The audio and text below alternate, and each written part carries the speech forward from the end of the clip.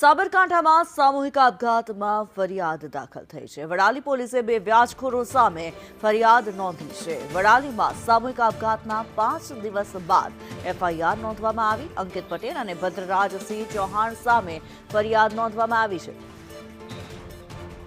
હિતેશ રાવલ વધુ વિગતો જણાવી રહ્યા છે। હિતેશ, સામૂહિક આપઘાતના કેસમાં ફરિયાદ નોંધવામાં આવી છે, શું વધુ માહિતી?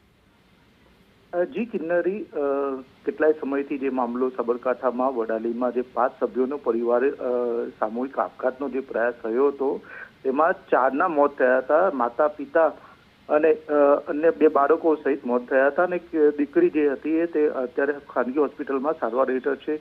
ઘટનાના 5 દિવસ બાદ જે પોલીસ ફરિયાદ નોંધવામાં આવી છે। વ્યાજખોરીના કારણે પગલું ભર્યાનો જેવો આક્ષેપ કરવામાં આવ્યો છે।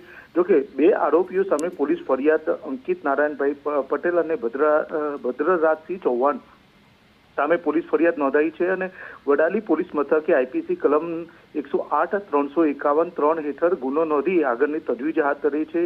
જો કે સમગ્ર ઘટનામાં મોડેથી જે ફરિયાદ થતા સામાજિક સગર સમાજના આગેવાનોમાં રોષની પણ લાગણી ફેલાઈ છે। આ બાબતમાં લઈને હાલમાં જિલ્લામાં તપાસની દોડધામ ચાલુ કરી છે। જી ધન્યવાદ હિતેશ આ માહિતી માટે।